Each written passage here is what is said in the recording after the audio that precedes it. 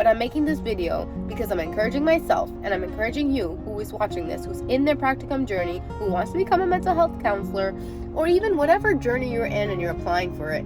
Just know that God is on your side and that you keep praying about it and that you keep listening to where your spirit is taking you, not your heart, okay? And be very careful and mindful about the emotional process. Don't let it take over you, like being rejected, not getting into places. Again, God, every rejection, worldly rejection, is God's redirection. He's going to place you in the place you need to be. Do not worry about that. And I'm sitting here in the Whole Foods Market parking lot with the sun blazing on my face to tell you that, okay? So I wanted to film a video on just like a quick video on dealing with difficulty and dealing with rejection and dejection when we're talking about practicum and internship experiences. So let me share a little story with you. So when you're in the process as a mental health counseling student of applying for practicum or internship, know that many spaces may not even get back to you. They may not respond to you. They may say no. And just remember that this isn't a personal rejection, okay? When we're talking about going into internship and job opportunities, many of these places just have a lot of people applying.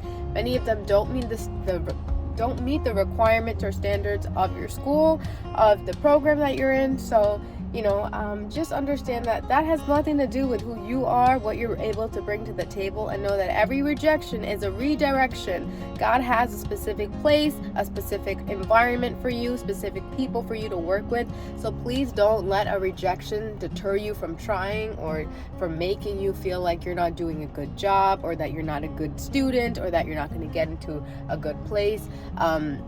Let me tell you, after multiple tries, the first place that I got into, my advisor did not approve. And it took a very long time. And my advisor didn't approve it because of the length of the practicum. And I remember being really angry and having to swallow my pride. And I was really upset because I'm like, I have been trying for months and you're saying no to this. And my deadline was approaching.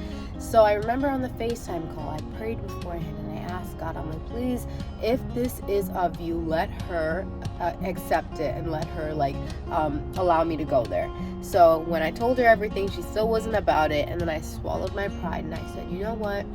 I really want to do this, but I respect your decision. I respect you and your decision, and so I will listen to what you have to say. So it was hard because then I knew I didn't have a plan, and so I had to shift my practicum from the fall to January, which didn't change my graduation date, but it's still getting that I didn't have control of my future. My advisor had it in that moment, and I didn't like that. But again, and then I ended up she gave me a list of stuff in Westchester because I requested that location because I wanted to change it up a bit, and I also felt called to that area. And then I wasn't getting into any of the other places. None of them had practicum experiences, and the one that did was the one I visited on my birthday. I went to Westchester just to visit the clinics because I had nothing better to do. And the first clinic I visited was the only one I liked, and I visited 3 that day out of the 6 on the list. And I remember walking in, and it was very beautiful. I walked in, the walls had all these inspirational quotes. It was very clean, and the ambiance was peaceful. And I walk in, and there's no one at the front desk. There's just a client sitting on the couch. So I'm just looking at the pamphlets and then waiting for a little bit. So then I sit down. I'm like, Then I looked at her. I'm like, hey, do you know if there's anyone at the front desk? She's like, yeah, sometimes. And I'm like, sometimes? What do you mean sometimes? And she's like, sometimes they come. And I'm like, oh, I don't have sometimes today. So then I was like, you know what? It's fine. I started walking out. She's like, no, wait, you should see. Maybe they'll come out in a few minutes. And I was like, okay, destiny helper. So then what ended up happening was her therapist came out, and she was super sweet, super nice. She was just like, hey, someone's here for you. And she looked at me, and I was like, hi, I'm coming for practicum. So then I was just like, hey, I'm a mental health counseling student. She was super excited and sweet. She took all my information, and I liked that she took my information. So it was really simple, really quick, easy, in and out, and then I left. And then the next 2 places I didn't like because the second place, first of all, it was very dark. I didn't even know what the place was. It was really hard to find. And then there was only one woman sitting in the room on this chair, and she was like writing some notes on the computer, and I asked her, like, hey, I'm a student, and she's like, oh, I don't know if we do practicum, I just started working here. I was like, okay. And she gave me a number. I never reached out to her. And then the third place, there was no one there. It was just a client, like a mom with like kids that were crying and screaming. I was like, this is not the place for me. And it was like super dark again. So I'm like, I'm gonna stick with the first place. What ended up happening after that was, like, for 2 weeks I didn't hear from that first clinic, and I'm like, okay, let me reach out to them. And again, here's where I thought God had it all under control, and like, he would cause them to reach out to me. And that's what I'm saying, like, sometimes we can't think like that. We have to be proactive. So I reach out to them, and then that lady CC'd the director reached out to me. I sent her my resume. She scheduled an interview. But then the day of the interview, when I confirmed for the time, she was like, hey, I was looking at the requirements and I don't think we'll be a good fit. And I was like, what do you mean? I prayed for this. I had people praying about this location, this specific clinic. And then she said why. And then I looked back on the requirements. I'm like, oh, you misread that. So I emailed her, and then she's like, okay, let's meet.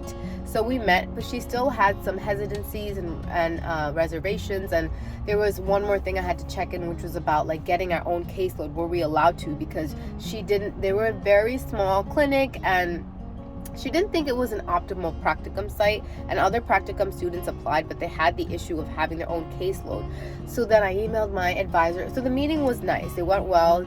And at first she was like a little bit like, I was a little nervous because she seemed like a little closed. But then I remember when I said, okay, thank you so much for the information, she like stayed on, and she started talking about her internship experience, and she knew that it was difficult. Like the process was difficult. She was really sweet.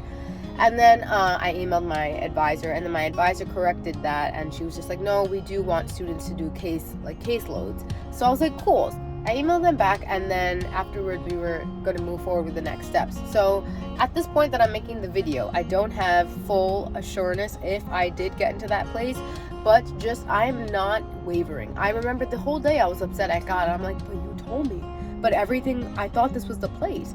I don't know yet. I'm making this video with faith that even if it's not this place, there's going to be a place for me and it's going to work out well. And maybe it needs to be a Christian clinic. I don't know. But I'm making this video because I'm encouraging myself, and I'm encouraging you who is watching this, who's in their practicum journey, who wants to become a mental health counselor, or even whatever journey you're in and you're applying for it.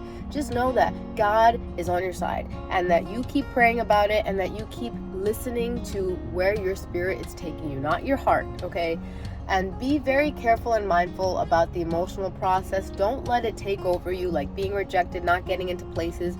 Again, God, every rejection, worldly rejection, is God's redirection. He's going to place you in the place you need to be. Do not worry about that. Know that God has a wonderful, beautiful plan for you, and He's intricately designed the steps for it. You're going to be in the place you need to be. Do not worry. Keep trying. Keep holding on to faith. And don't let the process deter you from being encouraged, okay? Love you. God bless you. You're going to make it. You're going to be fine. You're going to be more than fine. Just keep going through the process, okay? Bye.